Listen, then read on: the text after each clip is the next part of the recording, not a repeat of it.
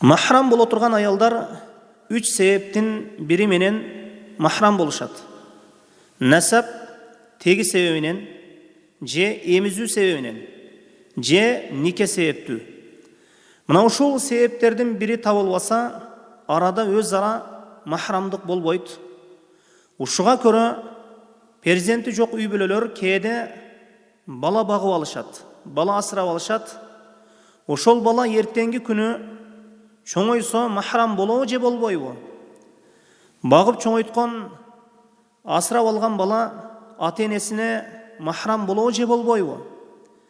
Жогоруда айтылган 3 себептин бири табылбайт экен, mahram болбойт. Ошондуктан багып чоңойтулган бала, эгер уул бала боло турган болсо, балагатка жеткен кезде энеге mahramсыз болот. Өзүнүн баласындай мамиле кылуусу, жалгыз калуусу, же кол берип көрүшүүсү, же сапар кылуусу ушундай иштер дурус болбойт. Эгер багып алынган, асырап алынган перзент кыз болсо, эртеңги күн балагатка жеткен кезде атага mahramсыз болуп калат. Ушуга көрө эмне кылуу керек? Алымдар айтышат, мүмкүн болушунча бала багып алууну каалай турган болсо, 2 жашка жетпеген бала багып алсын дейилет. Эгер ошол асыралып жаткан бала уул перзент болсо, эртеңги күн энеге mahramсыз болуп калуу божомолу бар. Ошондуктан ошол эненин өзүнө эмизип койсун. Бирок көбүнчө перзент болбогону үчүн сүт боло бербейт.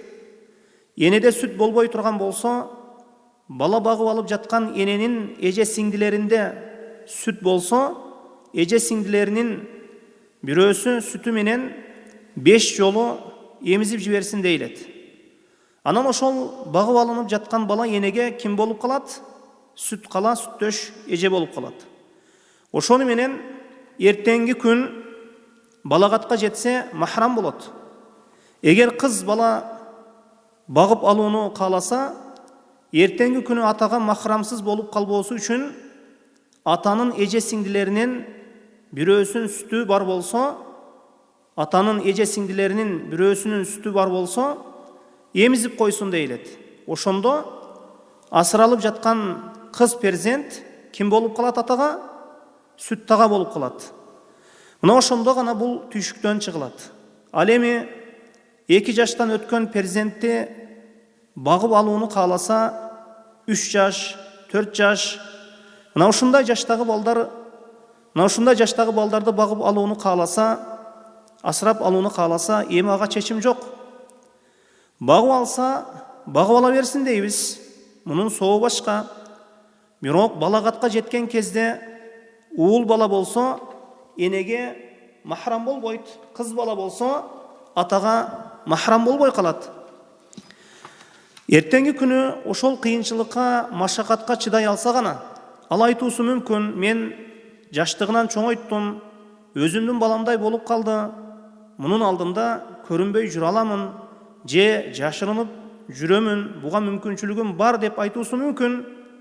Ушул нерсеге сабыр кыла алса, багып алсын дейбиз.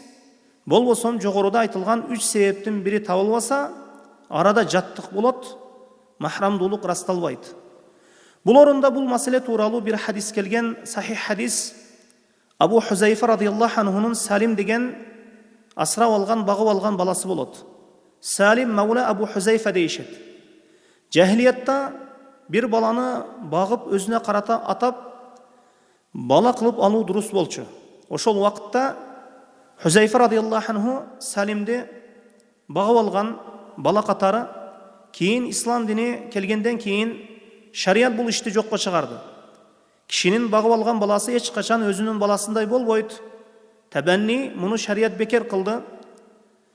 Абу Хузайфанын аялы Салимди өзүнө карата mahramсыз экенин билгенден кийин пайгамбарыбыз саллаллаху алейхи ва салламдын алдына келип туруп, бул багып алынган бала өзүмдүн баламдай болуп калган, эми бул баладан кантип жашырынып жүрөм, өтө кыйын, машакат болуп жатат деп сураган кезде, мына ушул абалын түшүндүрүп айткан кезде, пайгамбарыбыз саллаллаху алейхи ва саллам эмне деп айткан?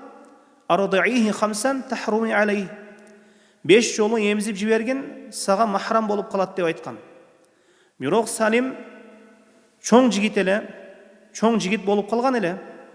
Бул хадисти алып карасаңыз, чоң жаштагыны ошол чоң кишидей болуп калганда эмизүү менен махрамдык расталабы же расталбайбы, махрам болуп саналабы? Ушундай деп суралса, алымдардын көпчүлүгү жок деп айтышкан. Бул Салимдин өзүнө тийиштүү болгон окуя деп айтышат. Бул өкүм башкаларга тиешеси жок деп айтышат. Жумхур алымдар бул Салимдин өзүнө таандык деп айтышат. Анткени жахилиятта бирөөнүн баласын өзүн баласындай кылып алуу бул нерсе бар эле. Ушуга ылайык булар бала асырап алышкан эле.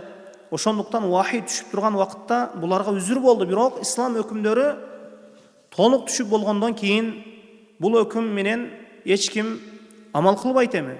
Балким жогорудагы далилдерге көрө 2 жаштуу бала бирөөдөн 5 жолу эмсе, ошондо гана махрамдуулук расталат. Махрам болот. Бирок 2 жаштан өтүп кетсе, махрамдык расталбайт дейилет. Демек бул хадис жумхур алымдарга көрө Салимдин өзүнө таандык болгон хадис деп айтышат. Башкаларга бул өкүм өтпөйт дешет.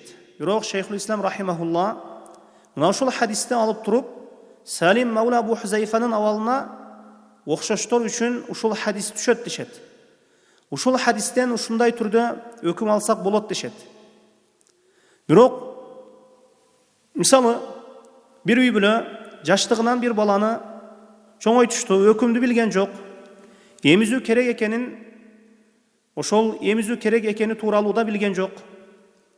Эртеңки күн махрамсыз болуусун да билген жок. Чоңойгондон кийин өкүмдү билди. Махрамсыз болуп калгандыгын билди. Эми бул баланы ата-эне өзүнүн баласындай тарбиялап чоңойтушту.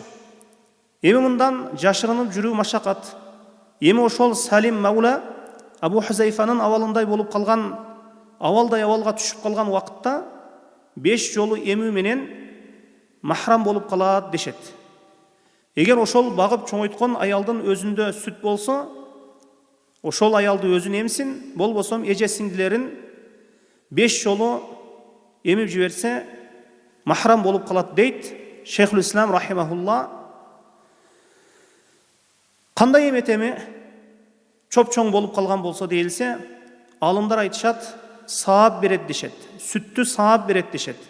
Сүттү бир идишке саап берет, жана ошол багып алынган бала, асырап алынган бала 5ке бөлүп ичет идиштеги сүттү. Ошондо махрам болуп калат дешет алымдар. Бул пикирде Шейхул Ислам рахимахулла жана кээ бир алымдардын сөзү. Мына ушундай айтышкан. Булар азчылык алымдардын сөзү. Бирок эми көпчүлүк алымдар Салим тууралуу хадис, Абу Хузайфанын багып алган ошол Мауласы Салим тууралуу хадис Салимдин өзүнө таандык деп айтышат. Кандай абал болбосун, 2 жаштан бала өтүп эмген болсо, махрамдуулук расталбайт дешет жумхур алымдар. Аллаху а'лам.